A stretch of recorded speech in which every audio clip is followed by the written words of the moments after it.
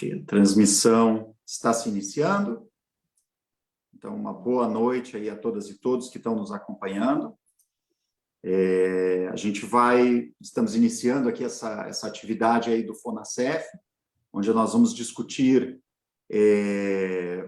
os desafios, né, e as etapas da disputa orçamentária, né, principalmente com um foco aí na questão da recomposição salarial dos servidores e servidoras, né? A gente tem passado aí por um período bastante desafiador aí nesse sentido, com idas e vindas do governo, uma inflexibilidade na negociação, um governo que não recebe os servidores, chegou a anunciar um reajuste linear aí de 5% para todas e todos, né? Mas não concretizou isso aí, ficou só em anúncios vazios para a imprensa. E agora a gente tem uma tarefa árdua aí, que é compreender todas as questões envolvidas aí no processo orçamentário, né? A gente tem uma série de instrumentos legislativos, né? Desde um plano plurianual que está vigente, a uma LDO que está em aprovação aí agora no Congresso Nacional, e também uma LOA, Lei do Orçamento Anual, que vai iniciar sua tramitação em breve.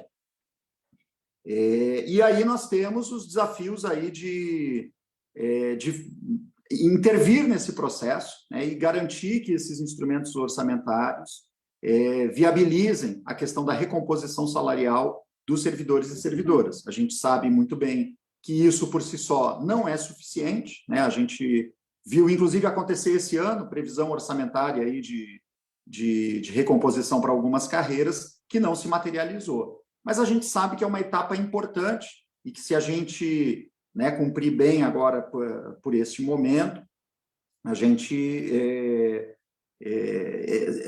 são menos desafios que a gente tem lá pela frente. Não que sejam menos desafios, acho que os nossos expositores, não que sejam poucos desafios, né? Os nossos expositores acho que vão nos colocar isso bem. Eu vou passar a palavra aí também para a Cleide, né, que vai dividir aí a condução comigo. Ela vai fazer uma saudação, e aí, na sequência, a gente já apresenta aí os nossos convidados e já passamos a palavra para eles. Cleide, uma boa noite, aí, uma saudação aí para o pessoal que está nos acompanhando. Boa noite aí todas e todos, né? Nós temos essa tarefa hoje aqui de fazer essa discussão para a gente, como o Fabiano bem falou, para a gente melhor compreender, né, todo esse cenário que a gente vem vivendo. Dizer, né, de todos os esforços feitos pelas categorias, né, que compõem o FONASEF durante todo esse período, né, de 2022, com todas as dificuldades que nós tivemos aí para mobilizar, né, algumas categorias com greves difíceis, outras com processo mais adiantados, digamos assim, de mobilização, outros não conseguiram, né, um grau maior de mobilização, mas nós demos conta aí de um calendário, né, de vários calendários de atividades, jornadas de lutas, né, em Brasília, com atos, né, com trabalhos no Congresso Nacional e no Senado, buscando, né, apoio de vários parlamentares que tivemos, inclusive, né, tivemos audiências públicas, tivemos reuniões ampliadas. Então, assim, tudo foi muito válido, embora a gente não tenha conseguido, né, convencer esse governo da necessidade desse reajuste, né, de valorização do serviço público e dos servidores. Mas a tarefa está dada para nós, de a gente continuar, né, buscando aí as nossas mobilizações, fazendo atividades, o FONASEF, depois ao longo a gente vai estar falando, que a gente tem outros, né, Fabiano, a gente tem também outros calendários, né, de seminários, de atividades também em Brasília, para a gente tentar aí garantir, né, que seja para, né, que a gente possa forçar essa barra aí para a LOA, que a gente garanta alguma coisa para 2023, né?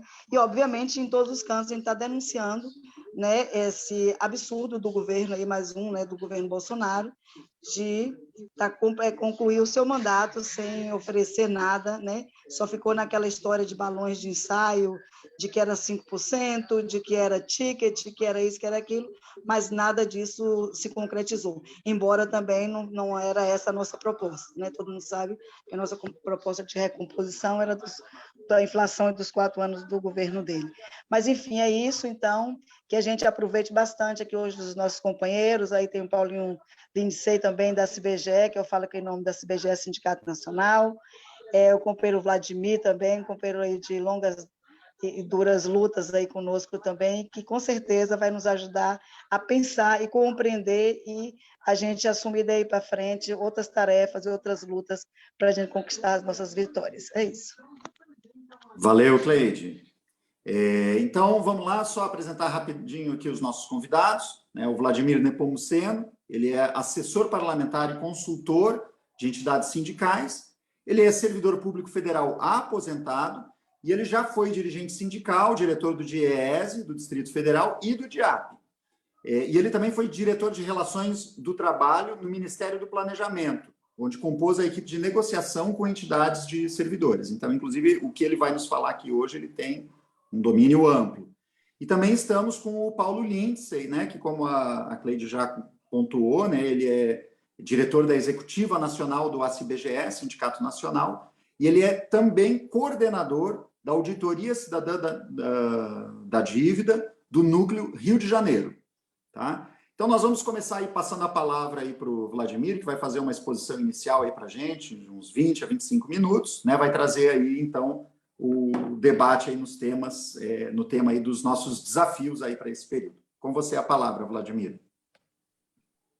Obrigado, Fabiano. Em primeiro lugar, boa noite para todo mundo, companheiras e companheiros. Como diz a Cleide aí, de longos anos de luta, muita luta, pouco ganho, mas muita luta, e a gente não vai baixar a guarda, continua com a muita luta aí. E eu acho que a gente está num momento crítico para discutir essa questão da reposição salarial, porque aumento a gente, para ter, vai demorar muito tempo, mas pelo menos tratar da reposição salarial, tentar diminuir as perdas que a gente teve nesse último período.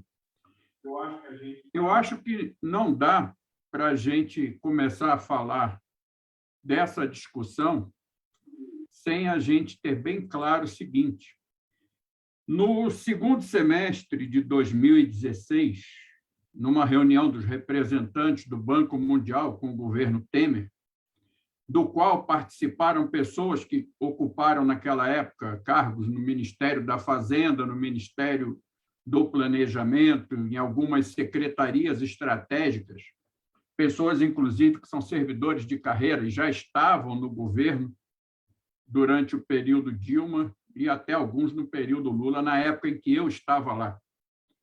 Fabiano lembrava aí que eu fui da equipe de negociação com entidades sindicais, eu pude dar muito, como é que eu vou dizer assim, muita presença como ex-sindicalista e, acreditem, com muita dificuldade dentro dos governos, mesmo governo progressista, porque muita gente dentro da estrutura burocrática de governo, repito, muitos servidores de carreira, não concordavam e achavam que eu era um sindicalista ocupando o cargo lá. Eu pensavam que me ofendiam, na verdade, para mim era um elogio.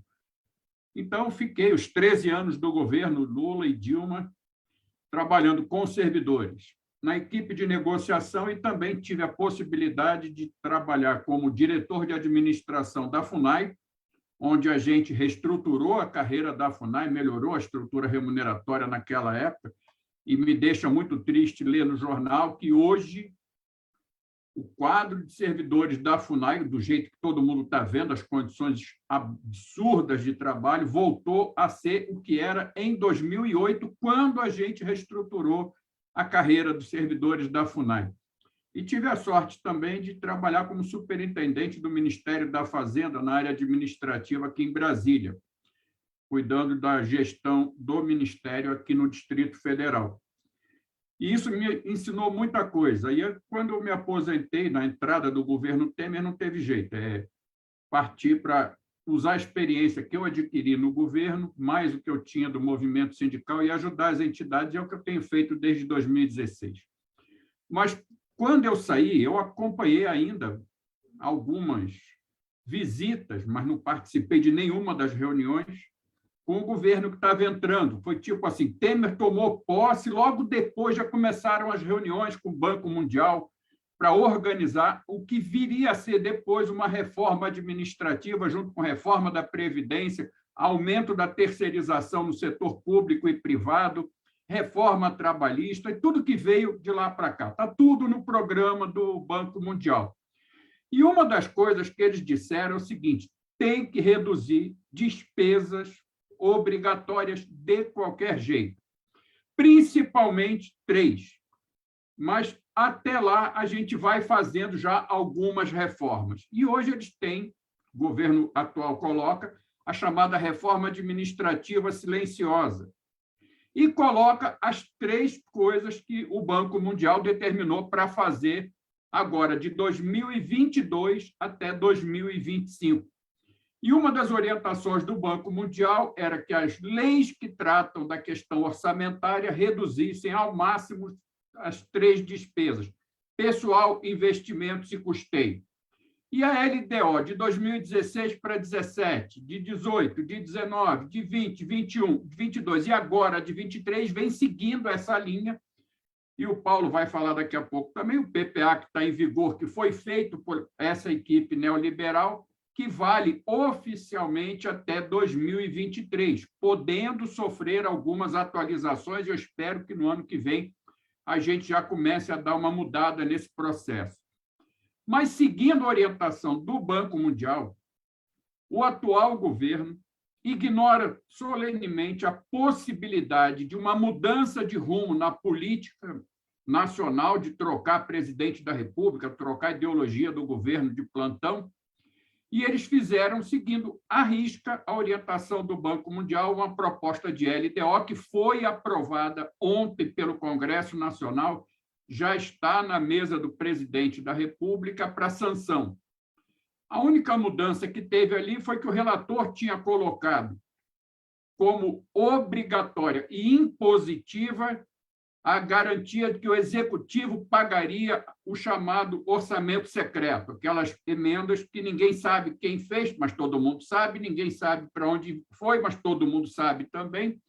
E, de repente, no finalzinho, teve uma mudança e ficou. Vai ter orçamento secreto, ninguém vai saber quem autorizou, quem é o chamado padrinho, ninguém vai saber quem é o beneficiário lá na ponta, vai ser fácil, é só ver onde é que está brotando o dinheiro, mas o Executivo não será mais obrigado a pagar nenhuma das emendas do orçamento secreto. É um ganho bem pequenininho.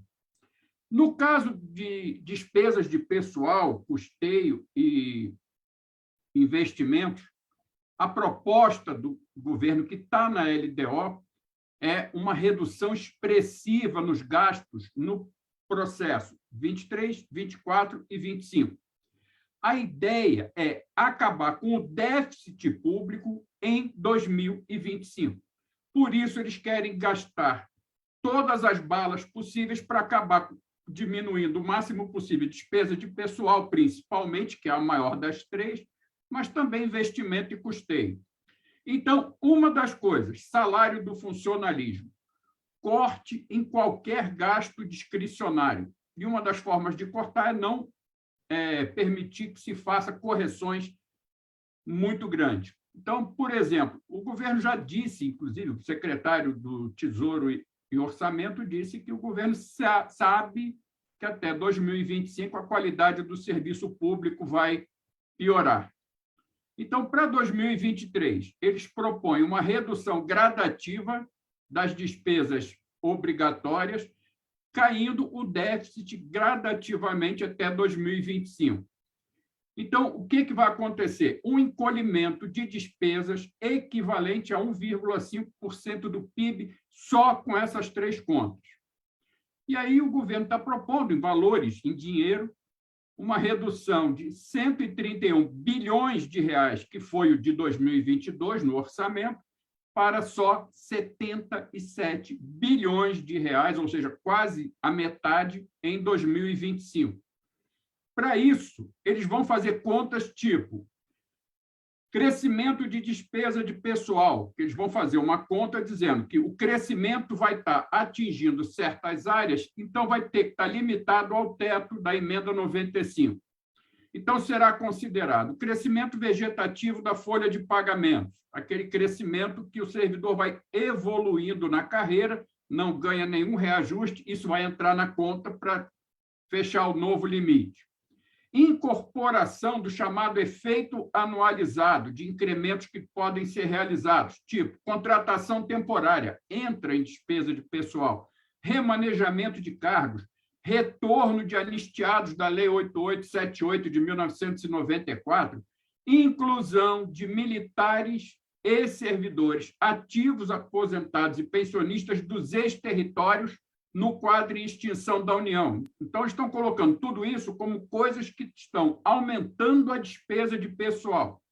Outra coisa, acordo coletivo e dissídio das estatais dependentes do Tesouro Nacional. E, por fim, levar em consideração as variações do banco de professor equivalente e do quadro de referência dos cargos técnicos administrativos das instituições federais de ensino. Além disso, vão entrar também sentenças judiciais de pessoal, além de encargos sociais. E, obviamente, o Fundo Constitucional do Distrito Federal vai entrar nessa soma. Tudo isso tem um crescimento, vamos chamar aqui automático, vegetativo. E por que Fundo Constitucional do Distrito Federal? Simples. Como Brasília é a capital federal, nós temos aqui aproximadamente 150 representações diplomáticas, é obrigação do governo do Distrito Federal garantir a segurança pública onde funcionam as representações estrangeiras que têm sede no Brasil. Então, toda a despesa de pessoal da Polícia Civil, da Polícia Militar, do Corpo de Bombeiros, e mais um reforço de caixa para a área de saúde e a área de educação do governo do Distrito Federal são as partes que compõem esse fundo constitucional. Com isso, eles já vão dizer o seguinte, está quase no teto, já estamos gastando quase tudo que podia, e isso tudo aí tem um pequeno aumento.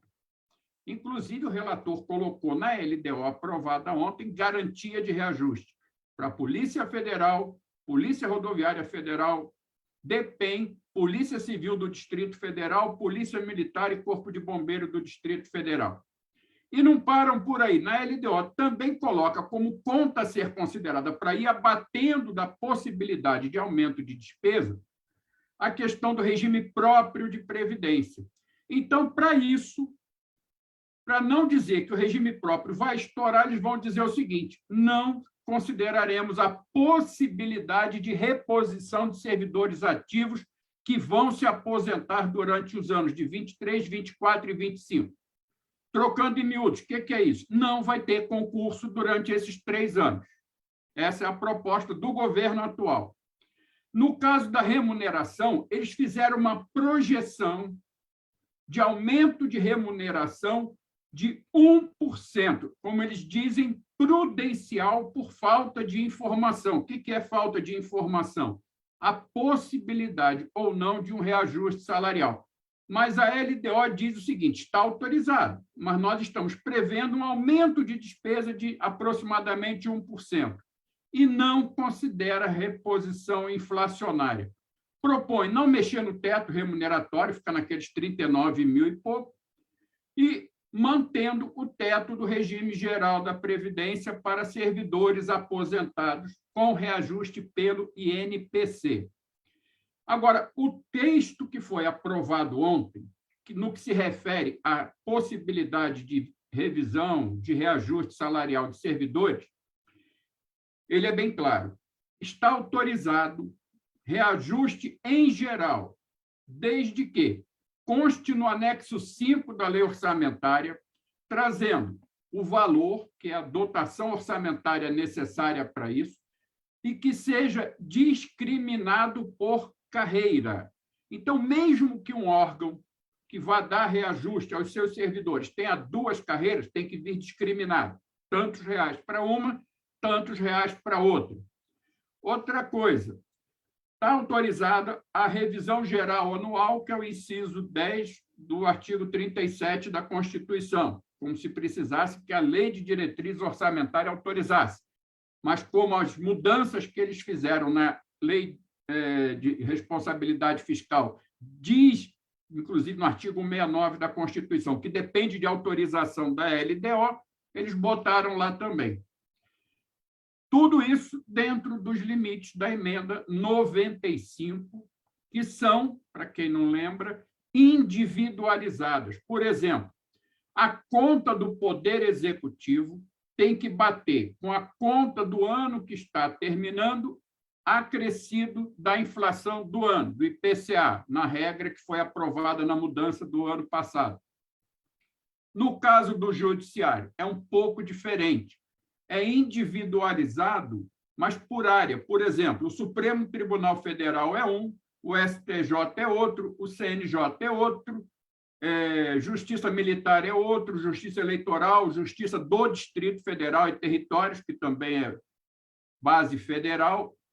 No caso do Legislativo, também é separado, é Câmara, Senado e Tribunal de Contas da União. Ministério Público também é uma separada do Conselho Nacional do Ministério Público, e a Defensoria Pública também tem separado.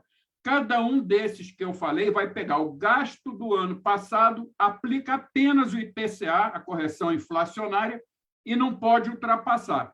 Mas é o quê? A despesa de pessoal? Não. Tudo aquilo que eu falei vai contar como despesa de pessoal, mais as outras despesas obrigatórias que cada um desses segmentos tem. Agora, por que eles dizem que está autorizado um reajuste salarial, revisão geral, seja por carreira, seja um linear para todo mundo? Porque, segundo o secretário do Tesouro e Orçamento, a economia feita durante o congelamento pela Lei Complementar 173 de 2020, que pegou 20 e 21 e foi estendido para 22 na prática, essa economia permite que seja dado algum reajuste um pouco maior. Agora, uma coisa que ele não fala, mas eu falava isso em janeiro, eu lembro que durante algumas reuniões da Frente Parlamentar Mista eu toquei no assunto, os prazos para negociação por órgão. O que acontece? Daqui a exatos 49 dias, o Ministério da Economia, através do Palácio do Planalto, ou seja, Ministério da Economia junto com Casa Civil, mas o presidente da República é quem assina, vai entregar ao Congresso Nacional o projeto de lei orçamentária para o ano que vem, seguindo as orientações da LDO aprovada ontem. Qual é o problema? Todos os órgãos do Poder Executivo que tivessem proposta de aumento de despesa, incluindo de pessoal, seja remuneração, seja benefício, seja o que for, o prazo para que esses ministérios, esses órgãos, entregassem as suas propostas de alteração orçamentária para mais, se encerrou no dia 31 de maio. Então, agora, conversar com o Ministério A, Ministério B, Ministério C, eles não têm mais autorização para fazer a proposta deles e entregar, porque o prazo para que eles entregassem ao Ministério da Economia se encerrou no dia 31 de maio. Isso é um decreto que está em vigência desde 2019. E uma coisa que a gente sempre fala, não podemos pensar no reajuste de um ano a partir do orçamento aprovado para aquele ano. Nós temos que pensar bem cedo. A folha de pagamento usada como referência é a de março, e o prazo para cada órgão apresentar a possibilidade de reajuste é 31 de maio. Está inviabilizado qualquer negociação? Não. Pode até o órgão especificamente participar da conversa, mas a discussão e poder de decisão agora está na mão do Ministério da Economia nos próximos 49 dias. O que significa isso? Significa que até 31 de agosto, que é o dia que será entregue a proposta orçamentária, qualquer possibilidade de alteração inclusão no anexo 5, seja lá de R$1 ou de 1 milhão ou de 1 bilhão, é o Ministério da Economia quem decide junto com a Casa Civil. Eu posso pegar o meu órgão de origem, ajudar a construir a proposta, projetar qual é a despesa, quanto vai precisar colocar no orçamento, mas isso vai ter que ser negociado com a direção do Ministério da Economia e Casa Civil para poder, no finalzinho do prazo, alterar o projeto de lei que vai para o Congresso dia 31. No Judiciário, no Legislativo, no Ministério Público, o prazo é 12 de agosto. Então, os companheiros do Judiciário, os companheiros do Sindilégio, lá, servidores da Câmara, do Senado, Prodasem, Tribunal de Contas, todos têm, dentro do seu poder, no caso do Judiciário, por exemplo, que discutir e fechar acordo para o orçamento do ano que vem, antes do dia 12 de agosto, porque o dia 12 de agosto é o dia limite para que o Judiciário entregue ao Ministério da Economia a sua proposta, seja de reestruturação, seja de realização de concurso, não importa, despesa de pessoal que venha a ser aumentada, tem que estar na proposta que o Judiciário entregará ao Ministério da Economia no dia 12 de agosto, para poder consolidar tudo que será entregue no dia 31 de agosto ao Congresso. Ou seja, muita gente não conhece direito, não acompanha, mas o anexo 5 da lei orçamentária, ele tem que ter todo mundo ali dentro. Ali tem que estar, se vai ter reajuste para servidor do Legislativo, do Judiciário, do Executivo, do Ministério Público, da Defensoria Pública, não importa, o anexo 5 é único, é para todo mundo. E, como eu falei, em 2023, o projeto de lei que será encaminhado agora, dia 31 de agosto, tem que trazer discriminado por órgão de origem, por carreira, todo detalhado, quanto custa para cada um. Então, os companheiros do Judiciário têm que fechar qualquer negociação com a direção do Judiciário até, vamos chamar, 11 de agosto, para no dia 12 eles entregarem ao Ministério da Economia. Os servidores do Executivo têm que discutir com o Ministério da Economia antes que eles fechem o texto em definitivo e entreguem no dia 31 ao Congresso Nacional. Passado isso, encerrou a possibilidade? Não. Aí nós todos juntos, aí é Judiciário, Legislativo, Executivo, podemos negociar com o relator do projeto de lei orçamentária, que vai ser o responsável pelo texto a partir de 1º de setembro. Então, nós temos Judiciário, antes de 12 de agosto, servidores do Executivo. Já não dá mais para negociar por órgão, tem que ser com o Ministério da Economia, também antes de fechar o mês de agosto, para que, na hora que o pacotão que vai para o Congresso contemple qualquer coisa, caso contrário, aí nós temos que partir direto para o Congresso Nacional discutir com o relator do projeto de lei orçamentária, que será encaminhado dia 31 do mês que vem. O que eu acho que a gente pode fazer é começar a discutir com as bancadas. Por exemplo, a bancada dos partidos que apoiam a candidatura Lula, essas bancadas estão discutindo o seguinte: não dá para que seja aprovado nesta legislatura um orçamento tão restritivo para despesas de pessoal, para políticas sociais, com congelamento de verba para políticas públicas importantes, como, por exemplo, pesquisa científica. Inclusive, tentou-se aprovar essa semana um contingenciamento, um congelamento de verba para a área de pesquisa científica. Felizmente, não passou. Mas qual é a ideia das bancadas? Nós podemos aprovar esse texto em fevereiro do ano que vem. Tem problema? Mais ou menos. Por exemplo, se a gente não aprova o orçamento até 22, certo seria até 17, mas vai até 22 de dezembro, chega em janeiro, as despesas obrigatórias têm que ser pagas, isso aí não tem jeito. Então, não pode ter aumento, por exemplo, de contrato de limpeza, de manutenção, não pode ter nada. No caso do servidor, pode ter apenas aquele crescimento vegetativo, mas você não pode dar nada além disso, você não pode fazer nenhum aumento. Então, você vai nas despesas obrigatórias até que a lei orçamentária seja aprovada. Então, a ideia da bancada, da atual oposição, que é a bancada de apoio ao presidente Lula, é que não se vote nessa legislatura o projeto de lei orçamentária, porque a LDO já é muito ruim, muito restritiva, então a ideia é tentar postergar para ver se a gente consegue aprovar em fevereiro. Por que fevereiro? Porque o mandato dos atuais deputados vai até 31 de janeiro. Uma coisa que a gente fica muito preocupado é: eu voto num deputado federal, num senador, agora em 2 de outubro. Ele só vai tomar posse no dia 1º de fevereiro. Até lá, são os atuais que têm mandato, mesmo que não sejam reeleitos. Eles têm 4 meses de mandato.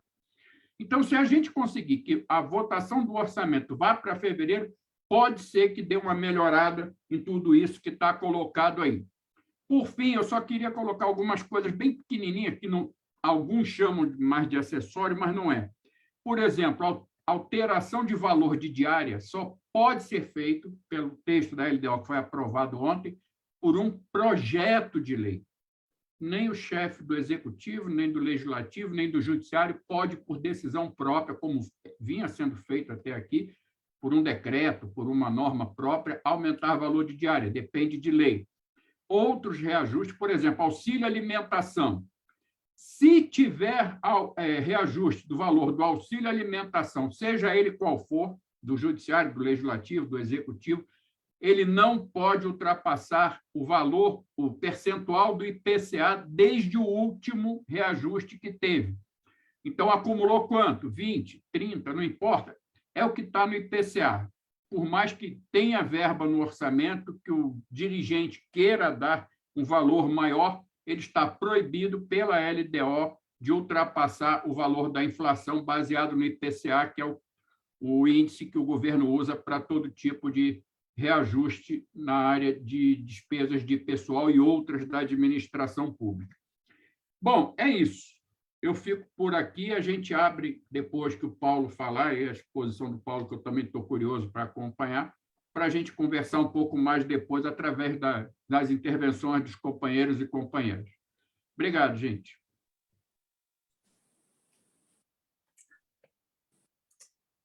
Perfeito, Vladimir, muito obrigado. Então, assim, sem maiores delongas, vamos passar aí para o Paulo. O pessoal que quiser ir formulando aí suas perguntas, a gente vai ter, após a intervenção aí do Paulo, um momento aí para o pessoal que está aqui conosco tirar suas dúvidas aí, tanto com o Vladimir quanto com o Paulo. Então, Paulo, com você, a palavra, 20 a 25 minutos aí para a sua exposição. Você fica à vontade. Bom, estão escutando aí? Estamos ouvindo. Boa noite a todos e todas. Meu nome é Paulo Lindsay, como foi falado aí no começo. Eu sou servidor público há mais de 40 anos, ainda estou nativa, não estou aposentado como Vladimir, né? O Vladimir colocou de forma muito técnica, né, as questões dessa LDO e da LOA futura, e eu vou apontar alguns elementos que eu acho importantes para a gente poder pensar como a gente está atuando, né, enquanto representação sindical, enquanto servidor público, em relação ao que o governo apresenta como legislação desse país. A primeira coisa que eu acho que nós temos que pensar é sobre qual projeto que tudo isso está sendo colocado. Porque a emenda constitucional 95, ela coloca um teto de gasto só na metade do orçamento.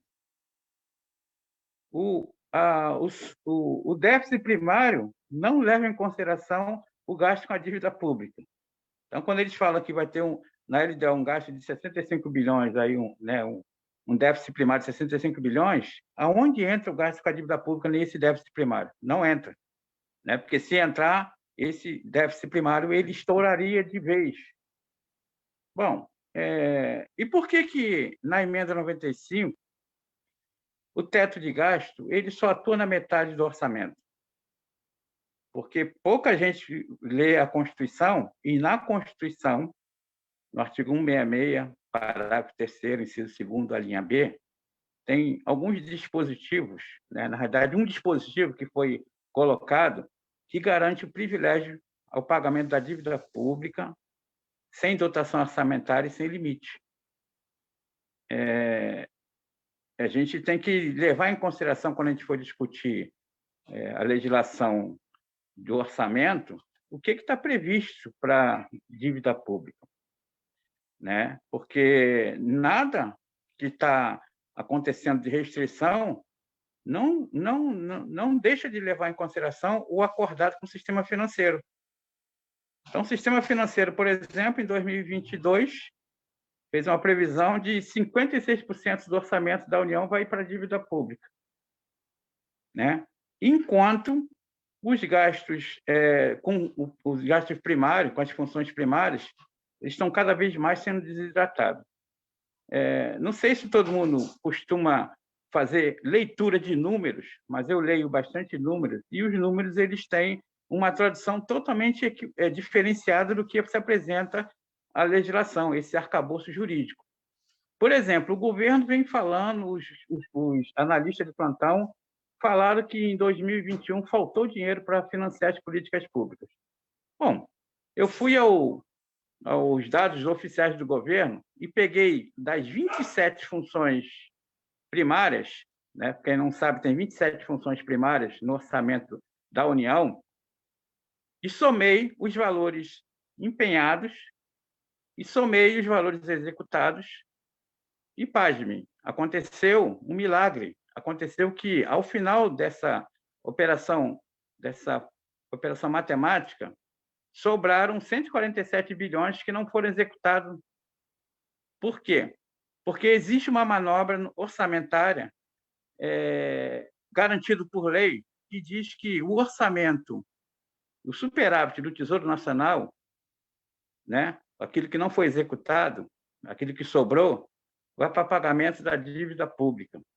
Então, esses 147 bilhões que foi tirado do orçamento primário, né, eles foram direcionados, que poderão, mas como a gente está vendo, o acordado com o sistema financeiro, ele precisa dessa garantia, né? Então, o governo aponta a partir do orçamento, porque nos anexos que são colocados na LOA, né, como foi falado, o anexo 5º, o anexo 4, lá tem a destinação de quanto será colocado na mão do Ministério da Economia, no Paulo Guedes, para que ele possa administrar a dívida pública, né? E isso tem a ver com todo o corte que está havendo, porque o que eles têm feito de redução do orçamento primário exatamente para que sobre cada vez mais dinheiro, né, para que eles possam executar todo o planejamento, né, o acordado com o sistema financeiro e as grandes corporações. Isso é um elemento importante para que a gente possa entender. Esse artigo 166, parágrafo 3º, inciso 2º, a linha B, que eu citei aqui, ele tem, assim, ele tem uma relação importantíssima em relação ao que está acontecendo. Antes desse artigo, dessa linha B ser aprovada na promulgação da Constituição em 1988, o gasto médio com a dívida pública era em torno de 11%. Em 1987, o governo gastava 11% da despesa com a União. Veio a promulgação da Constituição, em 1988, esse gasto de 11% passou para 19,81%. Aí vem um ano após a promulgação da Constituição, 1989. Esse gasto que era de 19,81% pulou para 63,30% da despesa geral da União.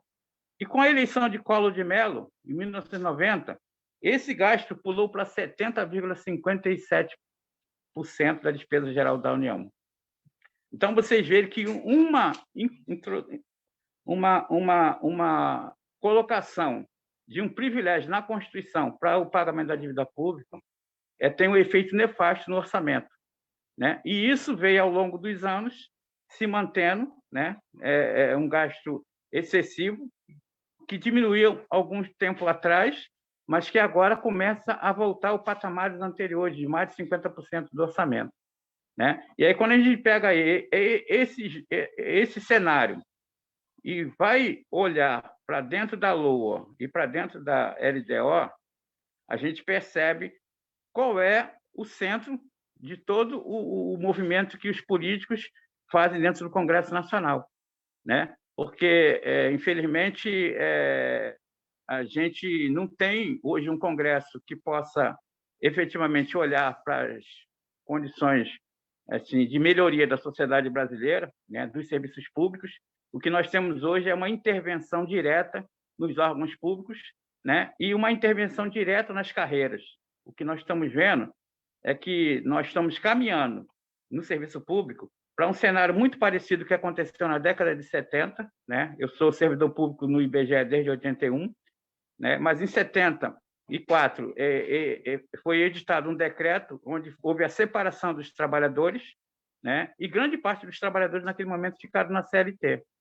E hoje nós estamos vendo com a possibilidade de mudanças na legislação, no arcabouço legal, né? E até mesmo na possibilidade de aprovação da PEC 32, porque a PEC 32 ela não foi arquivada. Nós conseguimos uma vitória bastante expressiva dela, de a gente retardar a tramitação dela no Congresso Nacional, mas ela ainda existe. E aí o Vladimir fala daqueles 3, 4 meses que os deputados terão até a próxima legislatura, e aí poderá morar o perigo para os servidores públicos de colocar de novo essa pauta, e dentro dessa pauta existem vários elementos que apontam para a privatização dos serviços públicos, né? Principalmente trazendo para dentro da Constituição o trabalho temporário, que é regido pela Lei 8745, uma lei ordinária,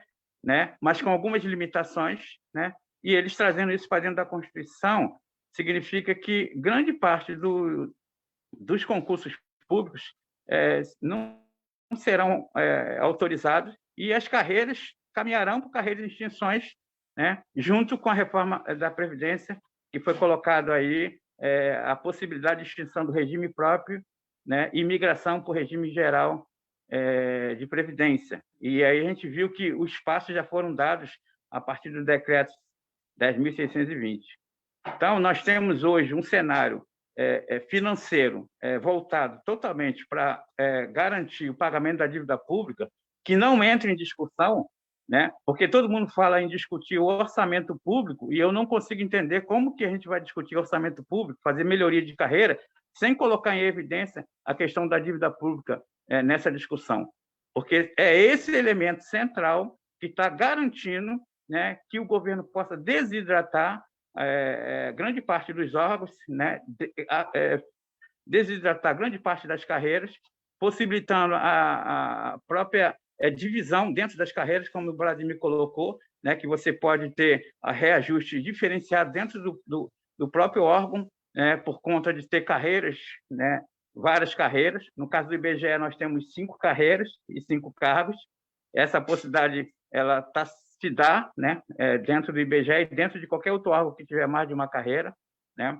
Então, a gente precisa ficar muito atento, né, e colocar essa discussão em evidência para os servidores públicos, para as pessoas entenderem que, efetivamente, o que vai acontecer na LOA e o que vai acontecer na LDO, que está acontecendo na LDO agora, que foi aprovada, tem muito a ver com esse cenário de capitalização de recursos para garantir o acordado com o sistema financeiro e as grandes corporações, né?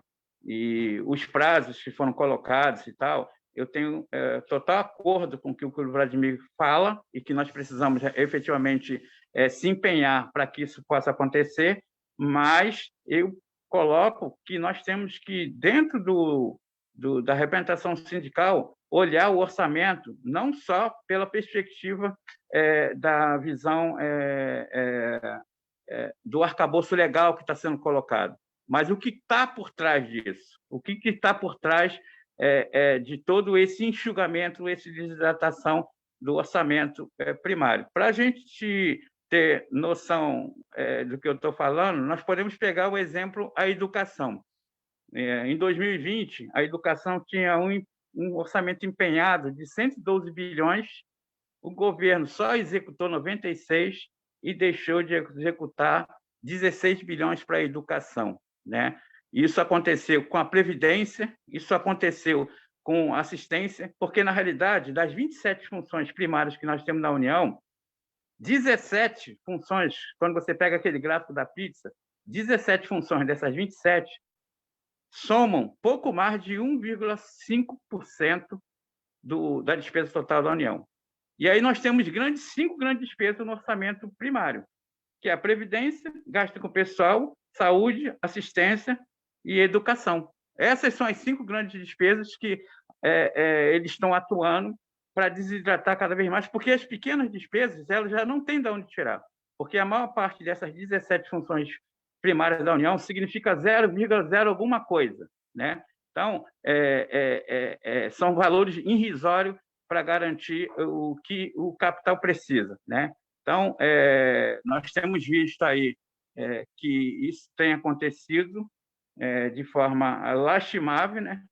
Principalmente com a educação, porque não é um ataque. O ataque não é só o ataque orçamentário, mas também pelo papel que a educação exerce dentro do Estado brasileiro, né? Quem é a educação? Porque a educação é o único setor que pode efetivamente transformar uma nação, e aí você precisa atacar não só economicamente esse setor, mas também atacar o papel que esse setor de importância do serviço público faz no Estado brasileiro. Então, nós temos que ficar atento a essa questão, porque nós temos que olhar, né? Porque toda vez que sai a LOA ou que sai a PELOA, a primeira coisa que eu olho é exatamente quanto é que vai ficar do orçamento público para a dívida pública, né? Eu vou sempre lá no anexo 4, no anexo 5º, que lá está escrito o que vai ser garantido. E no artigo 163 da Constituição que eu falei aqui, na linha B, nós temos 2 exceções que podem não ter dotação orçamentária, né? Que não precisa ter limite, que é exatamente os servidores públicos e a dívida pública. Só que o gasto com servidores públicos, né, com pessoal em cargos, ele representa, em média, pouco mais de 8% da despesa geral da União, enquanto o gasto com a dívida pública representa mais de 50%. Então, quando eles fazem a previsão, essa previsão ela já está colocada um valor tão alto, porque se eles não conseguirem executar efetivamente aquilo que foi planejado, como foi o caso de 2021, porque em 2021 o que foi colocado na LOA para pagamento da dívida pública era 2,236 bilhões, e eles executaram 1,960 trilhão. Só que 1,960 trilhão em relação ao ano anterior foi um aumento de mais de 580 bilhões para a dívida pública, né? Enquanto com os servidores públicos, que estava na LOA, inicialmente na lei, 362 bilhões, eles empenharam 352 bilhões e executaram 333 bilhões, uma diferença de aproximadamente 19 bilhões, né? E, para finalizar, nós temos os elementos importantes que estão colocados pelo próprio limite da Lei de Responsabilidade Fiscal, né? É citado várias vezes esse limite, né? Pelo artigo 169 aí da Constituição, é citado, né, que você só pode dar reajuste, concurso e reestruturação de carreira se você tiver dentro dos limites da Lei de Responsabilidade Fiscal, mas os últimos números que eu tenho acompanhado em relação à receita corrente líquida nos demonstrativos do Tesouro Nacional mostra que nós estamos muito abaixo daquilo que está sendo colocado como limite pelo governo, né? Nós temos 3 limites na Lei de Responsabilidade Fiscal, o limite de 50% da receita corrente líquida, né? E a última receita corrente líquida executada, né, consolidada, na realidade, foi de dezembro de 2021, que foi 1,62 trilhão. Quando você pega 50% disso, nós estamos falando de 531 bilhões. Quando você vai para o segundo limite, que é o limite prudencial, nós falamos aí de 47,9%. Esse total cai aí por uns 504 bilhões. E quando a gente vai para o limite, pior limite, que é o limite de alerta, né, que seria 45% da receita corrente líquida, ou 95% aí do que foi colocado pela nova legislação, a gente ainda teria margem de manobra para poder garantir reajuste para servidores públicos, né? O problema é que os limites legais eles são colocados para poder impedir o avanço da melhoria das carreiras e da remuneração dos servidores.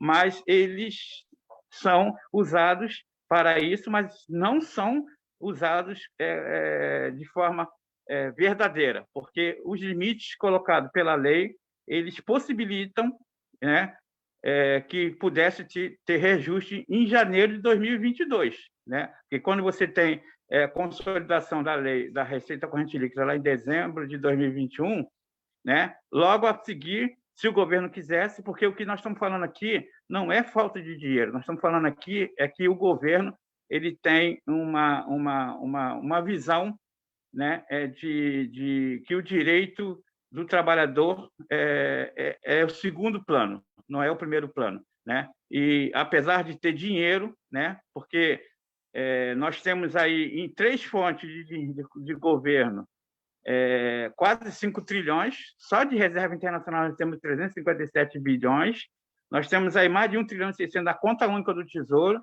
e nós temos aí nas operações compromissadas mais de 1 trilhão. Então, nós estamos falando aqui de que o governo tem reserva suficiente, só que o dinheiro que está no cofre do governo, ele não está sendo colocado à disposição da sociedade brasileira, não dos serviços públicos nem dos servidores. O que está sendo colocado é para os grandes investidores de títulos públicos e os grandes corporações desse país possam ter garantia de que, se houver alguma crise financeira no mundo, o Brasil tenha de onde tirar, pelo menos por um período, o pagamento para esses setores. Então, o que nós precisamos é exatamente, além da questão legal, a gente se comunicar, né, com essa questão da dívida pública, né? Porque os servidores públicos não vão conseguir avançar efetivamente nos seus ganhos se não houver uma luta mais intensiva em relação a esse gasto. A última coisa, teto de gasto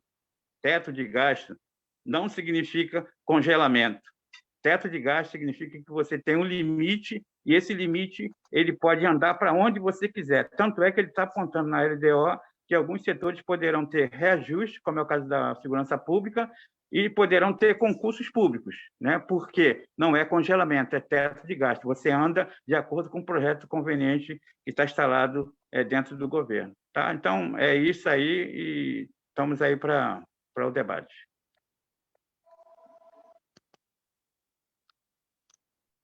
Beleza. Fabiano. Perfeito.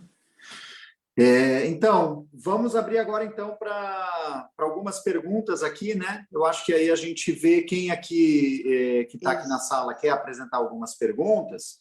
E a gente tem algumas perguntas aí também que já foram colocadas no chat. Eu vou até passar aqui para ajudar aí a Cleide. Sim, sim. Eu já consegui pegar aqui também. Tá. E aí, nesse meio tempo, a gente abre aí, não sei se tem alguém que esteja aqui conosco, queira fazer alguma pergunta aí, tanto para o Vladimir quanto para o Paulo. Aí pode só se manifestar aí no chat que a gente abre aí a palavra. Tá, o Geraldo tá colocando aí que tem uma pergunta. Pode falar aí, Geraldo. Essa pergunta eu fiz no chat, Vladimir, mas eu gostaria que você comentasse um pouquinho, né, o efeito do teto dos gastos, né, sobre uma eventual possibilidade de reserva orçamentária para reajuste das carreiras dos servidores públicos, pelo menos o reajuste geral, no ano seguinte, né? Olha, Geraldo, bem objetivamente, como o Paulo falou, não é congelamento, é limite.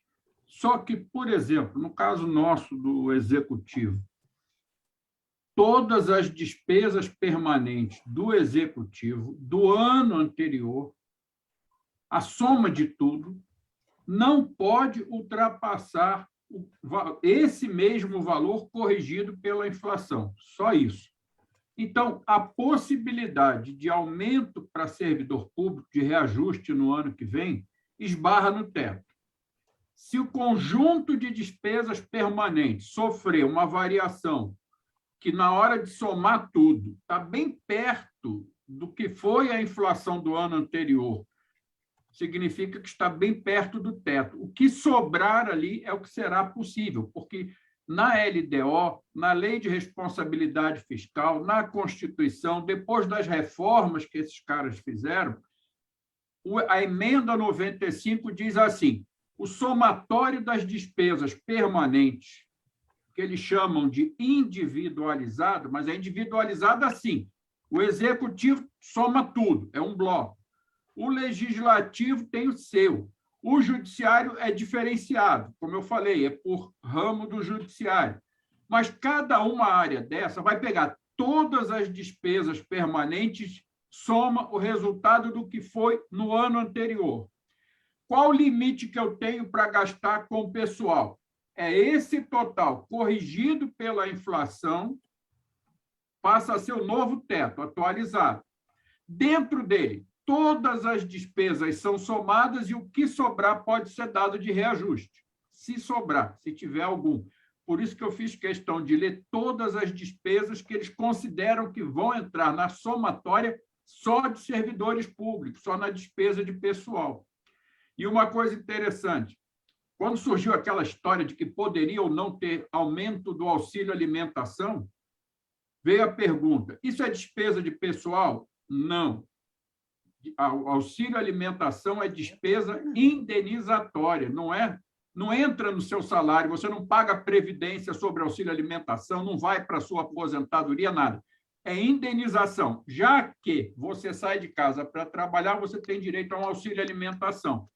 Como não é despesa de pessoal, eu poderia aumentar além da inflação. O que eles fizeram? Botaram na LDO: auxílio alimentação ou auxílio refeição ou auxílio pré-escolar não pode aumentar mais do que a inflação. Ou seja, mesmo aquilo que não está no limite, eles colocam um limite igual. Não, esse limite é só dele, esse aqui é só dele, só que o limite é o mesmo, é atualização pela inflação. Então, como é que pode interferir no reajuste do ano que vem?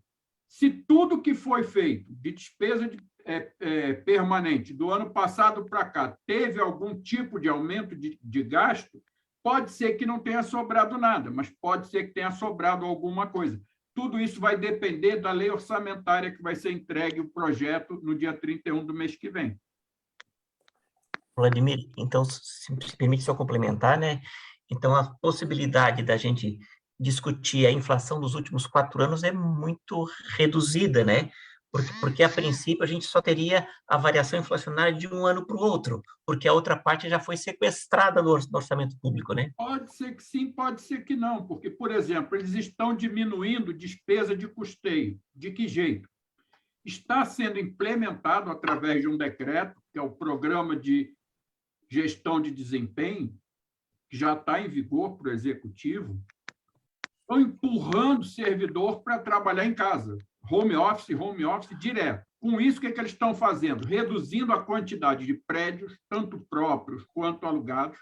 Isso significa diminui despesa com imóveis, o que significa também diminuir despesa com manutenção, limpeza, segurança patrimonial, todas as despesas que fazem um prédio público funcionar. E, obviamente, a folha salarial vai ser também diminuída, porque, a partir desse decreto, não existe mais jornada de trabalho. Todo mundo trabalha por produção. Atingiu a produção, recebe o salário inteiro. Não atingiu a produção, pode ter o salário congelado. Com essas medidas, pode significar... esqueci de colocar despesa de telefone, internet, tudo isso diminui quando eles se livram dos prédios. Isso pode significar que, na hora que eu pegar o total de despesa do ano anterior, comparar com o que eu tenho para o ano seguinte, eu tenha algum espaço, sim, para dar reajuste para servidor. Nós temos que acompanhar quanto foi, por exemplo, no Judiciário, o Supremo, o STJ, o Militar, a Eleitoral, tudo separado para ver todas as despesas que teve do ano passado para esse. Qual foi a variação? Foi menor que a inflação? Então, eu tenho ainda espaço para isso. É o que o Paulo falou, não é congelamento, é teto.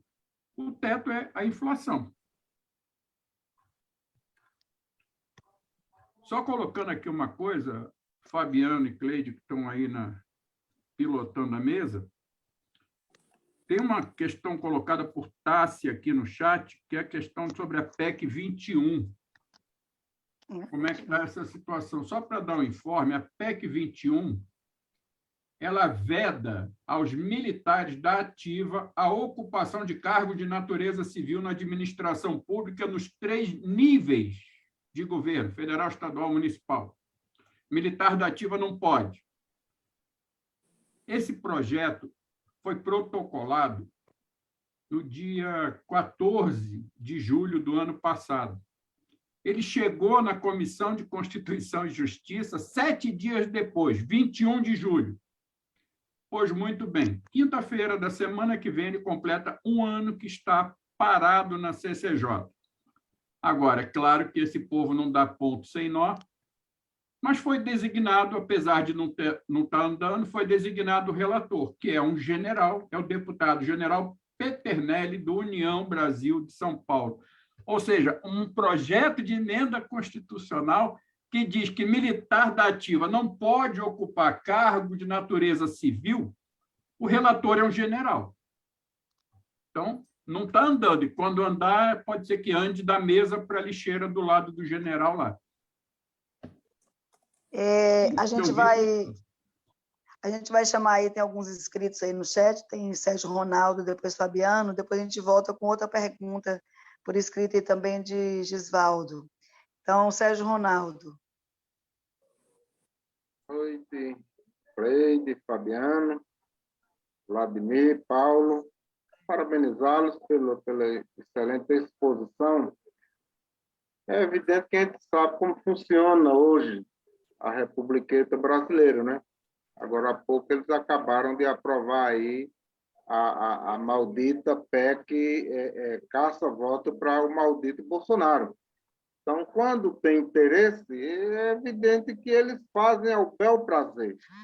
Mas, Vladimir e Paulo, existia uma tese de que governo nenhum poderia deixar ou enviar dívidas ou despesas, não diria dívidas, despesas para um futuro governo.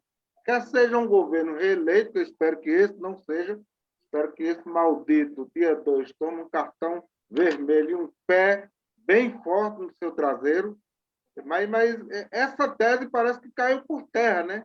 Depois de por exemplo, uma Constituição com 14 artigos, que é a Constituição de 88, hoje, com essa aprovação de hoje, ela já vai para 121 emendas. Então, os remendos já ultrapassaram o original. Então, essa tese de que um governo não pode remeter despesa para outro, isso daí caiu por terra, né? E, em algum momento, nós deixamos nos iludir por essa tese de que um governo não poderia remeter. Então, pela exposição que vocês brilhantemente apresentaram, acho que isso não vinga. Então, nós temos que agir para ver se a gente consegue, lá na frente, corrigir algo que não foi possível com esse maldito do Bolsonaro. E, se não me engano, parece que na LDO que foi aprovado, parece que tem novamente cláusulas de barreiras que impedem, mais uma vez, a movimentação dos benefícios do funcionalismo. É fato ou também pode ser modificado mediante a questão do que seja aí dialogado ou com o relator, ou dificilmente algum ministro, desses sujeitos que estão aí a serviço desse maldito, vão contemplar o conjunto do funcionalismo até 31 de agosto. Evidentemente que a gente, dentro dessa movimentação, depois de 31 de agosto, possamos trabalhar junto a questão do relator. É possível, tanto na questão dos benefícios para 2023, quanto na questão de salário e reestruturações, mediante do que vocês apresentaram aí. E parabéns pela excelente explanação, tanto Vladimir como Paulo Henrique. Obrigado. Terminei, Fabiano. Perfeito. Tem Fabiano também. Eu acho que era bom a gente ouvir, né, para poder vocês responderem. O que vocês acham? Para não ficar de um a um, né? Pode ser, eu acho que é uma boa. Deixa eu só comentar uma coisa, parece que o Paulo caiu, né? Então ele vai perder agora essa etapa aqui das perguntas, mas aí a gente vai tentando reintegrá-lo aí assim que ele conseguir voltar. Mas assim, ó, o que eu queria perguntar, e aí vai ser mais dirigido aí ao Vladimir, que está conosco aí ainda, né? A gente sofre dessas questões aí nesse mundo virtual, né? Mas assim, a gente tem uma questão, assim, a emenda constitucional 95, ela foi pensada, e eu acho que assim o Paulo expõe isso muito bem, inclusive, né, conseguiu abordar, o Vladimir também, mas na verdade ela foi pensada para comprimir os gastos sociais, né? Aqueles gastos que, na verdade, são a finalidade dos gastos públicos, né? Comprimir esses gastos para gerar uma margem para os gastos financeiros. E, ao fazer isso, ela colocou, na verdade, ela não impôs um congelamento salarial, né? Ela, na verdade, ela restringiu o crescimento da despesa pela inflação. Só que, na prática, nós tivemos congelamento salarial. Nós tivemos congelamento salarial, inclusive por outros dispositivos, como a Lei Complementar 173, né? O Vladimir abordou isso na explanação dele. Só que agora a gente está numa situação em que na verdade, está insustentável esse congelamento salarial para os servidores, né? O processo de mobilização que nós tivemos aí do funcionalismo esse ano é uma expressão disso, né? Mas, ao mesmo tempo, essa emenda constitucional 95, ela traz uma permissão de crescimento da despesa. E, na medida em que os salários ficaram congelados, as administrações foram se apropriando dessa margem e foram usando para outras coisas. Eu, por exemplo, sou servidor do judiciário, a gente vê aí pelo país inteiro os prédios do judiciário tudo sendo reformados, os que não foram entregues porque botaram todo mundo em teletrabalho e não precisam mais porque o espaço público agora é a casa do servidor e da servidora, mas os prédios remanescentes estão todos sendo reformados, uma série de investimentos acontecendo porque, de repente, o orçamento começou a crescer, mas começou a crescer sobre a margem daquilo que era a maior despesa, que é a folha, né? A maior despesa de todos os digamos, os serviços públicos é justamente a despesa com os servidores. Então, foi dada essa margem orçamentária, mas ela não foi utilizada. Então, assim, eu queria assim, ver aí o que o Vladimir pode nos explicar, porque o entendimento que a gente tem do judiciário, em especial, principalmente a partir daquela manifestação do presidente Fux, que indicou uma série de remanejamentos para viabilizar aquele reajuste linear de 5% no âmbito do judiciário, é que há espaço tanto para remanejamento orçamentário quanto para um plus orçamentário para o ano que vem, nos limites ali da inflação, que podem, inclusive, serem todos canalizados para uma recomposição da folha dos servidores e servidoras. Então, eu queria ver se esse entendimento ele é uma possibilidade, ele é, digamos assim, uma bandeira que a gente possa carregar e se é uma pressão que pode vir né? Claro, a gente sabe que tudo depende de mobilização, mas se do ponto de vista dos marcos legais que a gente enfrenta, se a gente pode prosperar com esse entendimento. Então, seria mais ou menos essa a pergunta. O Paulo voltou, eu espero que ele tenha pego aí também um pouco da pergunta. E aí, acho que tem mais uma pergunta lá no chat, né, Cleide? De repente podia tem já colocar. De Gisvaldo, ele coloca para Vladimir, né, se poderia comentar sobre os limites, né, da LDO em relação aos recursos para a educação. Perfeito. E a questão de Tássia, eu até fiz uma correção lá no chat, que ela colocou a PEC 21, o Vladimir até comentou, mas, na verdade, ela está falando da PEC 26, que é a PEC da 27, senadora né? Leila do Vôlei, que é aquela da... É 27, coloca não é? alguns órgãos, 27. propõe alguns órgãos, não é carreira de Estado, na verdade, é um órgão como permanente de Estado, né? Mas aí o Vladimir pode comentar que ela está fazendo essa pergunta. E eu acho que tem uma inscrição também do Pedro Armengol, que está com a mão levantada. Daí a gente podia passar a palavra para o Pedro e aí depois já devolver aí para os nossos convidados, aí para o Paulo e para o Exato, Vladimir. correto. Sou eu? Isso. Isso, Pedro. Oi, boa noite, Fabiano, boa noite, companheiros e companheiras, boa noite, Vladimir, Paulo, parabéns aí pelas reflexões, né, e as angústias socializadas, né, em relação principalmente a essa perspectiva do ponto de vista econômico para a categoria nossa dos servidores públicos, né. Eu queria só destacar duas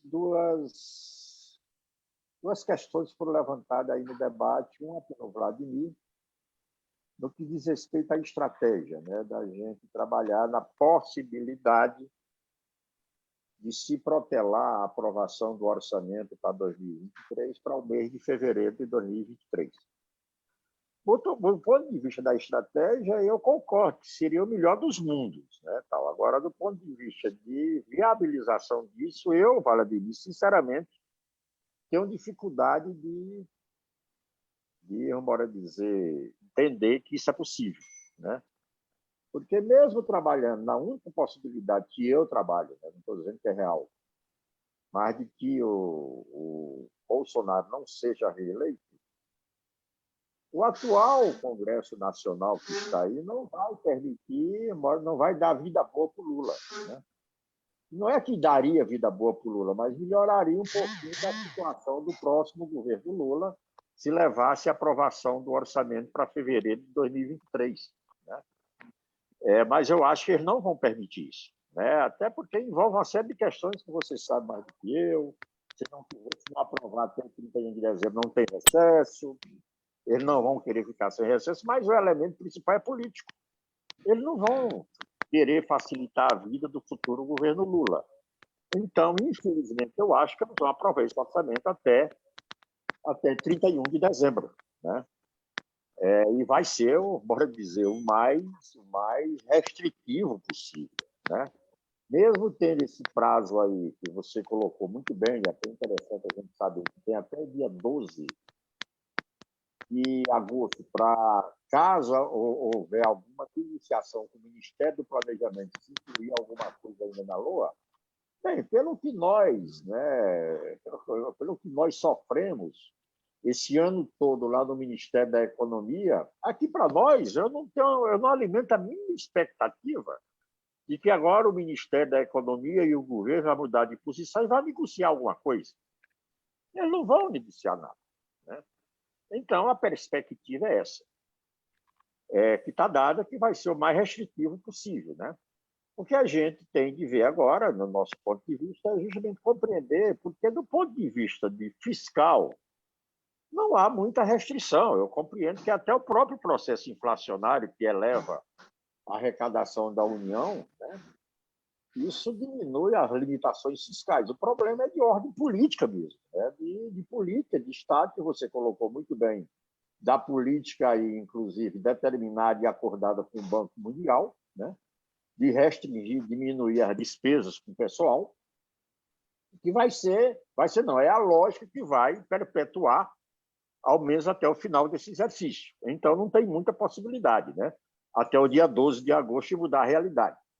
E, evidentemente, que nós temos aí uma demanda represada que vai chegar justamente para o início do próximo governo. Né? E aí, né, o que eu queria concluir, nessa ansiedade que eu estou externando, né, é de que pauta nós vamos trabalhar para dialogar com no início do próximo governo. Porque essa pauta econômica ela vai estar inviabilizada por esse orçamento agora, que vai ser aprovado agora em 2023. Nós vamos lutar, vamos. Agora, eu não acredito que até o dia 12 de agosto nós vamos alterar essa correlação lá dentro do Ministério da Economia e possibilite alguma negociação. Infelizmente, eu sou cético, né, desse governo, porque até o rombo fiscal que vai ficar para o próximo ano, aí, com a PEC da bondade, né, não dá nem para a gente imaginar qual vai ser a narrativa, principalmente, né, dos setores neoliberais, da situação orçamentária e financeira da União no próximo ano. Então, as perspectivas financeiras são mínimas, e aí, nesse momento, eu acho que nós, enquanto entidades nacionais, entidades sindicatos de servidor público, a gente está se preparando para qual agenda nós vamos trabalhar para o início do próximo governo. É isso.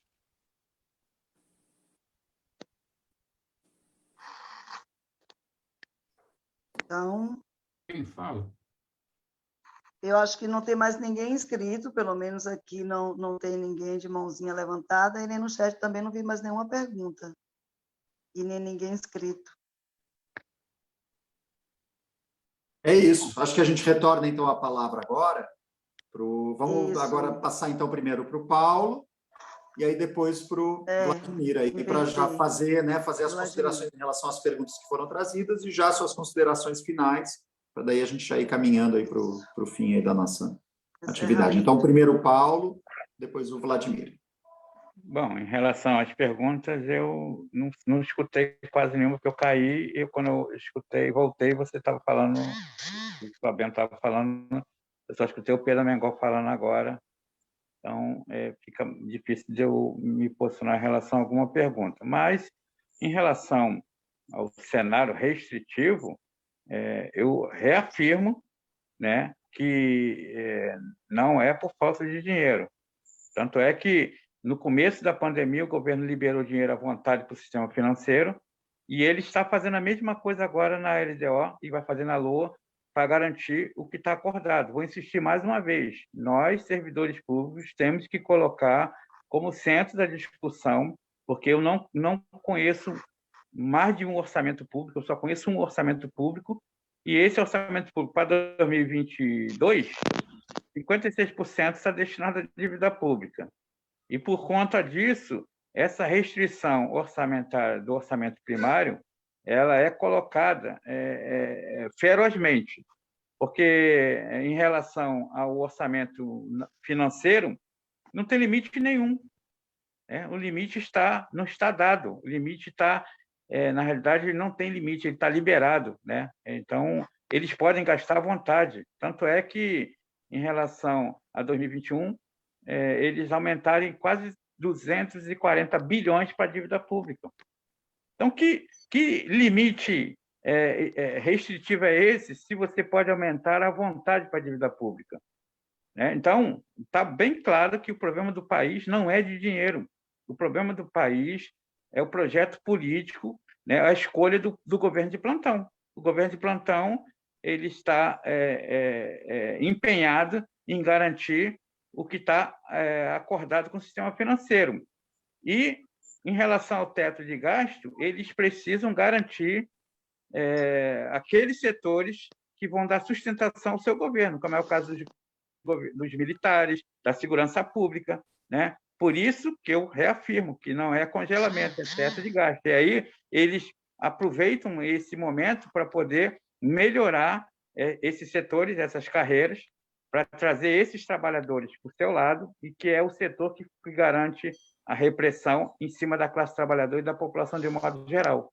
Então, nós vamos ter no ano de 2023 uma luta ferrenha, né? Porque nós temos que trabalhar com dois cenários. Um cenário de continuidade de governo, porque essa vitória não está dada, né? Muitas coisas vão acontecer. Nós temos que também trabalhar com o cenário da dificuldade que teremos, mesmo no governo progressista, né? E nós temos que trabalhar com um terceiro cenário, que seria de ganhar uma eleição e não poder governar, porque nós já vimos esses filmes várias vezes no Brasil acontecer, né? De momentos que o sistema começa a perder o controle, ele inviabiliza qualquer governo em prol da classe trabalhadora ou da população mais pobre de governar. Então, nós temos que pensar nesse terceiro cenário também, porque os vários argumentos, né, as várias falas que nós temos escutado na grande mídia aí, por algumas pessoas que analisam, e também os próprios envolvidos da extrema-direita, vem apontando que isso não será uma entrega fácil, até porque o governo ele fez uma ditadura sem colocar o exército na rua. Ele colocou os militares dentro das instituições públicas. Hoje nós estamos totalmente inviabilizado grande parte da estrutura pública, como foi falado aí, que o Vladimir falou da FUNAI, por exemplo, né? Que hoje grande parte dos dirigentes são militares, né? E não são indigenistas, né? Nós temos aí, no caso do IBGE, a dificuldade que nós temos atravessando dentro do IBGE, na questão do censo, que deveria ter acontecido em 2020. Se o censo acontece em 2020, nós teremos como comparar o censo de 2010 com o censo de 2020, o resultado. A gente ia demonstrar a dificuldade que esse governo teve em relação a cumprir políticas públicas, mas não aconteceu. Aí nós estamos acontecendo um censo que vai começar agora em agosto, né? Mas o resultado disso não vai acontecer agora em 2022, né? Vai acontecer mais para frente. E esse resultado não vai interferir na questão eleitoral, né? Mas vai interferir nas futuras políticas públicas, porque o governo, sem informações consistentes para que possa garantir inviabilizar políticas públicas e com restrição orçamentária, a tendência é que a vida no Brasil piore muito, né? Se não houver uma mudança radical no pensamento político, né? Porque nós estamos falando aqui de escolha de governo. Nós não estamos falando simplesmente de falta de recursos, porque a gente trata aqui como se o governo tivesse recursos, e a gente vê a todo momento o governo liberando dinheiro para tudo quanto é. Os setores financeiros e as grandes corporações só não têm dinheiro para investir na saúde pública, na educação, no censo do IBGE e em outros setores, né? Então, nós teremos um trabalho de continuidade da nossa luta, né, que nós tivemos até agora, no momento de pandemia, e nós teremos que continuar isso fazendo em 2026. A última coisa que eu queria colocar é que a gente tem que tomar muito cuidado, porque o Vladimir falou da questão do teletrabalho, né? E no IBGE nós já temos o plano de gestão, né? Grande parte dos trabalhadores estão no teletrabalho, e esse plano de gestão com o teletrabalho, ele linka exatamente com a plataforma eletrônica que nós temos na PEC 32. E se a PEC 32 for aprovada, plataformas eletrônicas significa que grande parte dos servidores de carne e osso vão sumir, né? Como nós estamos vendo hoje, que acontece na Receita Federal, que acontece no INSS, quando a gente tem grande parte dos atendimentos de forma virtual. E é isso que eles estão planejando, junto com o programa de gestão e a principal ferramenta do teletrabalho, para que eles possam avançar não só na redução do custo, mas colocar grande parte das despesas de trabalho nas costas dos trabalhadores, porque no IBGE a gente é responsável pela cadeira, a compra da cadeira, a compra do computador, a compra de materiais de trabalho, que antes era de responsabilidade da instituição, e hoje são os trabalhadores que arcam com essa despesa, sem reajuste, com redução salarial e com alteração de gestão, né? Nós passamos a deixar de ter banco de horas e passamos a ter metas de trabalho que podem ser alteradas mensalmente. Então, nós estamos sujeitos a cada vez mais o excesso, né, de trabalho acontecendo, porque a redução dos trabalhadores nos órgãos públicos acontece. Hoje, no IBGE, nós temos pouco mais de 4.300 trabalhadores e 30% desses trabalhadores do regime jurídico único estão no abono de permanência, e nós temos mais de 6.000 trabalhadores temporários dentro do IBGE hoje, que estão executando tarefas que seriam inerente aos servidores da carreira do IBGE. Tá? Então, quero agradecer pelo espaço, né, de debate. Infelizmente, eu não pude contribuir com as perguntas, porque eu caí, nós estamos sofrendo o efeito das privatizações com as internet da vida, né? Mas eu quero agradecer pelo convite, né, e me colocar à disposição de necessário futuro algum debate, a gente poder estar presente junto com a CBGE e a Auditoria Cidadã. Um abraço a todos e todas.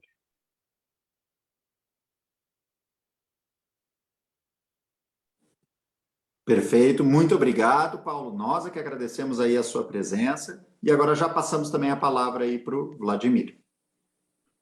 Bom, não vou seguir a ordem, não, porque, coitada da Tassi, está com a pergunta atualizada agora. Não, a questão da PEC 27 é o seguinte, ela está pronta para o plenário do Senado.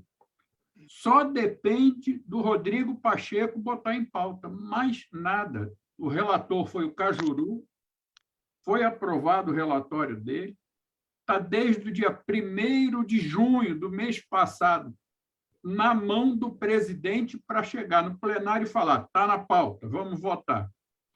Se for aprovada, IBGE e outras entidades viram instituições permanentes de Estado, porque são entidades de produção de estatísticas nacionais, avaliação nacional de qualidade da educação, avaliação de política pública e outros. E, obviamente, altera o rito para a indicação dos dirigentes dessas instituições. Ao ser permanente, vai ter um cuidado maior, tipo como é a indicação de dirigente das agências reguladoras, que tem período de mandato, ninguém pode botar e tirar a qualquer momento, é aprovado pelo Senado, essas coisas todas. Então, está pronta, só depende do Rodrigo Pacheco botar para votar no plenário. Na CCJ já passou, está na mão dele. Bom, bem rapidinho, a questão que o Sérgio Ronaldo colocou, o que não pode ficar de um mandato para o outro é parcelas de reajuste de salário de servidor. Despesa pode. Você faz uma despesa, você não tem condição de cobrir aquela despesa num mandato, por exemplo, contratações e tudo mais, contratos que foram feitos agora, que vão passar desse governo para o outro, tem que ser pago. Despesa pode. O que não pode é fazer o que nós fizemos na época que a gente estava no governo.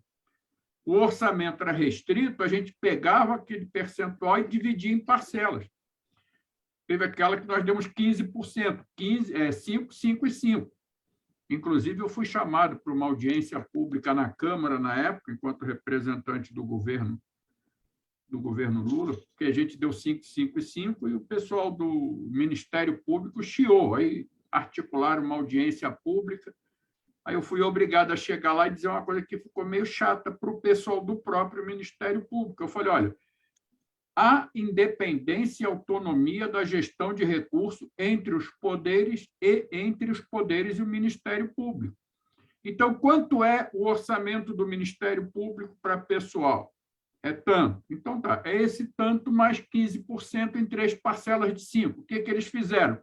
Gastaram a maior parte do dinheiro com aumento de cargos de confiança e não com aumento de salário para os servidores de carreira. Nós não podíamos fazer nada porque o Ministério Público tem autonomia.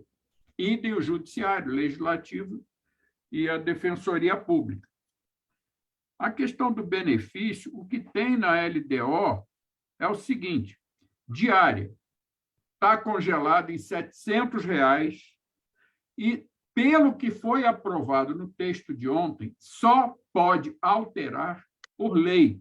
Não tem outra forma mais de alterar. Auxílio moradia, a mesma coisa, só pode mudar valor por lei. Passa a ter o mesmo tratamento que salário de servidor, que só pode ser alterado por lei. Foi criado por lei, tem que ser alterado por lei.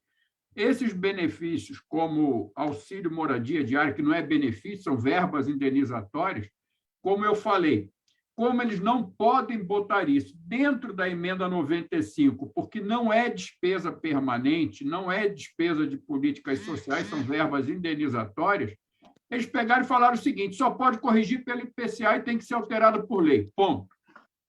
Foi isso que eles fizeram.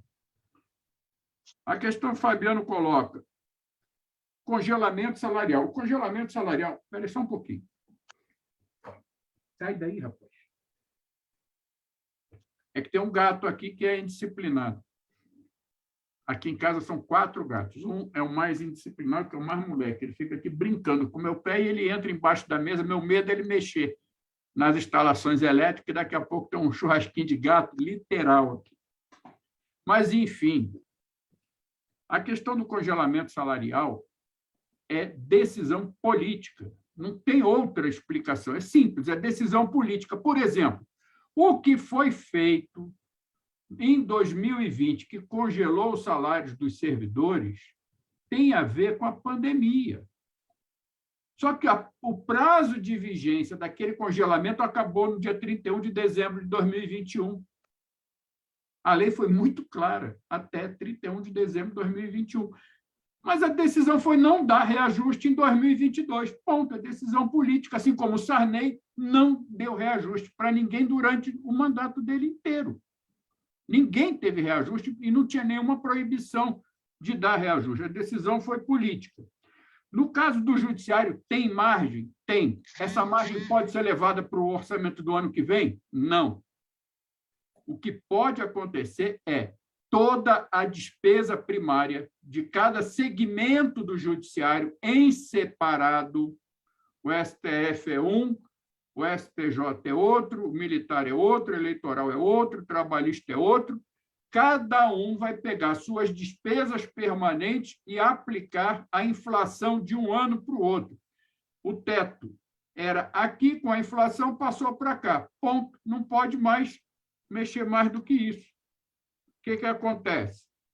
Se o conjunto de despesas permitir algum espaço, faz-se o reajuste. Se não permitir, como aconteceu este ano, que tinha, e ainda tem, que o ano não acabou, espaço para poder gastar com o pessoal, decisão política, não deu porque não quis. Opção de quem dirige a instituição, ou, no caso, o Poder Judiciário. É obrigado a usar? Não, ele tem disponível, usa se quiser. Não quis usar, não usou. As despesas efetuadas este ano serão corrigidas pela inflação no ano que vem. Sobra conta? Não sobra, não conta. Quem já trabalhou com gestão de orçamento sabe que chega ao final do ano, todo mundo corre para gastar o que tem para poder dizer, eu gastei 100, então eu tenho direito a 100 mais a inflação. Não, eu recebi 100, gastei 80, então você vai ter 80 mais a correção da inflação. Agora, o que a gente pegando aqui, questão do Edivaldo, da educação, já falo do Pedro, que tem a ver um pouco com essa história do orçamento. Limite para a educação, a LDO não tratou disso. A única coisa que a LDO falou é a obrigação de cumprir, é ridículo isso, o que a Constituição determina em relação a repasse do Fundeb. Ponto. Garantia para a educação básica e uma coisinha discreta lá no meio do texto. Esse texto de 188 páginas é bom por isso. Você não vê o que está numa determinada página quando você já está cansado de ler. Ele garante o repasse para a educação privada. Por exemplo, vários municípios, e durante esses anos de pandemia eu fiz live com praticamente o Brasil inteiro, tem município aí que não tem mais nenhuma escola pública na mão do próprio município, está 100% na mão de fundações, de organizações sociais e tal. O dinheiro dessas fundações privadas na área da educação, assim como na área da saúde, está garantido. A LDO deixou bem claro isso. Educação pública, de um modo geral, não falam nada. Vai depender do que for apresentado pelo Executivo na proposta de lei orçamentária em 31 de agosto. É isso que a gente vai ter que ficar atento. A questão que o Pedro colocou, primeiro, protelar a votação para fevereiro é proposta dos parlamentares, eles é que têm que articular, porque na mão deles está isso. Eu posso fazer pressão, posso encher o saco de um senador, de um deputado, mas a decisão é deles. Se eles conseguirem convencer, o que eu acho praticamente impossível, a menos que eles consigam dobrar algumas pessoas de Centrão, eu vou adorar, mas eu não acredito. Até porque, se a gente pegar as análises que estão no documento da Lei de Diretriz Orçamentária aprovada ontem, até a PEC 32 é citada. Eles defendem abertamente no texto da LDO, nas justificativas, nas diretrizes, nas orientações, a realização das reformas estruturais que eles chamam e colocam explicitamente a reforma administrativa PEC 32. Então, o que a gente vai ver é que não vai ter como o gato chegou onde não devia, na frente do monitor. É que vocês não estão vendo que a câmera está aqui, ele está ali. Mas, enfim, não vai ter a menor chance de ser, na prática, na minha opinião, adiado para fevereiro. Mas eu acho uma excelente iniciativa dos companheiros da oposição de tentar chegar lá. Reajuste nosso. Primeiro, aí tem um esclarecimento para o Pedro. 12 de agosto é a data limite para o Judiciário, o Legislativo, o Ministério Público e a Defensoria Pública entregarem suas propostas de atualização, alteração, modificação do orçamento para o ano que vem no Ministério da Economia. Para a gente conversar, nós podemos conversar com o ministro da Economia, com o ministro da Casa Civil, até dia 30. Todo mundo. Porque ele vai entregar o texto no Congresso dia 31. Eu concordo com o Pedro, não vai receber, não recebeu até agora, não vai ser na hora que o texto está pronto que eles vão aceitar conversar com a gente. Então, nós temos que nos preparar, e aí é todo mundo, servidores do Executivo, Legislativo, Judiciário, Ministério Público, todo mundo, para ir para cima do relator do projeto de lei que vai ser entregue em agosto. Setembro, nós já temos que montar a barraca lá e ir para cima do relator. Porque se esses caras agirem como agiram até agora, com certeza o projeto orçamentário vai ser votado este ano, porque eles querem estar tranquilos nos meses de recesso deles para preparar para o próximo mandato. Então, eu acho que nós temos que nos preparar para 1º de setembro, acordar lá no Congresso para pegar o relator da lei orçamentária. No mais, gente, eu não vi mais nenhuma coisa que eu tenha anotado aqui, não sei se ficou alguma coisa sem comentar, sem responder. É agradecer a oportunidade de estar aqui. A questão com todo mundo. que Gisvaldo perguntou sobre a da educação, você falou? Falou, né? Falei, eles não citam nada. A política de saúde, a política de educação, eles não mencionam. O que eles colocam é o seguinte, tem que garantir o repasse para o setor privado, está escancarado no texto da LDO, as fundações, as entidades, abre aspas, filantrópicas. Eles fazem tanta filantropia que, na cidade de Contagem, a prefeitura tomou de volta a saúde porque não pagava nem salário de funcionário da saúde à organização social. No município de Tatuí, no interior de São Paulo, eu participei de uma live lá também, a entidade filantrópica era a Santa Casa de Misericórdia, que assumiu 100% da saúde municipal, não pagava nada a ninguém, teve processo, inclusive, na justiça contra a Santa Casa. Mas política de educação, eles deixarem aberto para poder tratar na apresentação do projeto de lei orçamentária que vai em agosto.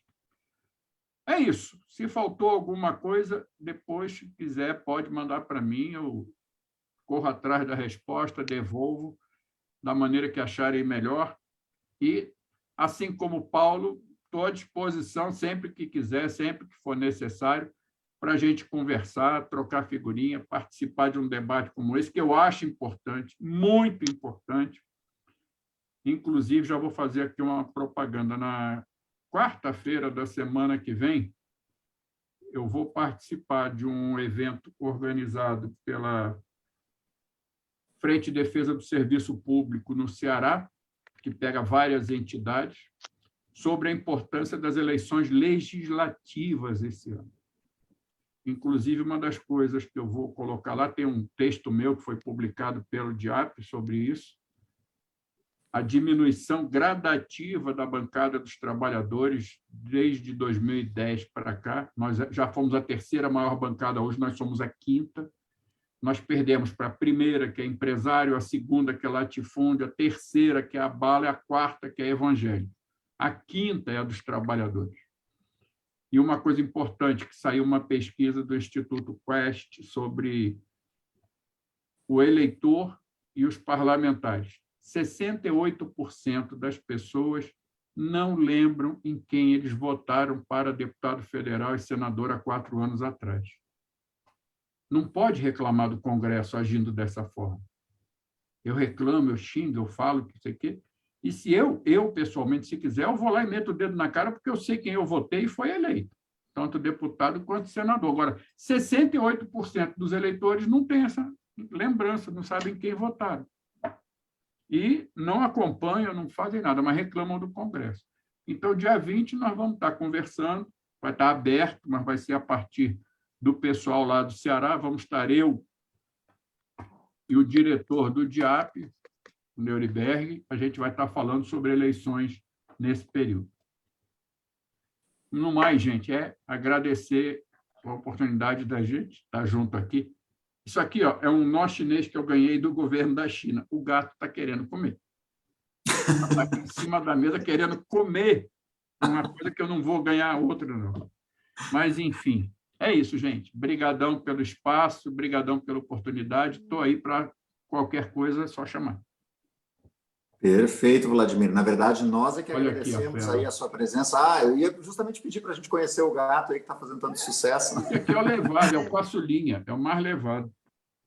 Mas, bom, primeiro, acho que só reiterar, né, essa atividade aqui é uma atividade do FONASEF, o Fórum das Entidades Nacionais dos Servidores e Servidoras Públicos Federais, né, e que tem como objetivo justamente fazer uma discussão, principalmente entre os dirigentes sindicais, de todo esse processo agora do orçamento, que é um dos desafios que a gente tem em termos de mobilização agora para o próximo período, no nosso processo de luta pela recomposição salarial do funcionalismo, né? A gente sabe que o orçamento ele não define nada, mas ele é uma etapa importante. A gente precisa compreender como trabalhar e como encaixar todos os elementos da disputa orçamentária nos nossos processos de mobilização. E foi nesse sentido que tivemos hoje aqui a presença tanto do Vladimir Nepomuceno quanto do Paulo Lindsay, né, que trouxeram aí excelentes contribuições para o debate.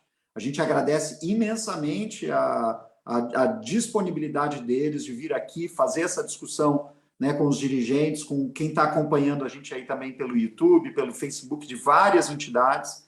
Né? Então, esse debate aqui ele alcançou bastante gente hoje e ele vai ser um debate, inclusive, que vai ficar registrado nas redes aí das entidades do próprio FONASEF e que vai ser um instrumento de esclarecimento, né, e que vai municiar aí os dirigentes agora nesse próximo período.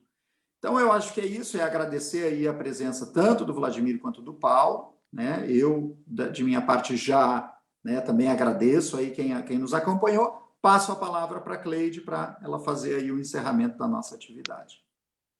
Ok, então, mais uma vez, né, só para reforçar aí o agradecimento nosso a Vladimir, a Paulinho, aí pelas contribuições, né, que isso vai nos ajudar a pensar mais, né, nas nossas possibilidades, né, fazer as nossas reflexões, inclusive para ajudar, né, nós das entidades do conjunto do FONASEF, a pensar os próximos passos, né, das nossas lutas que virão aí para frente.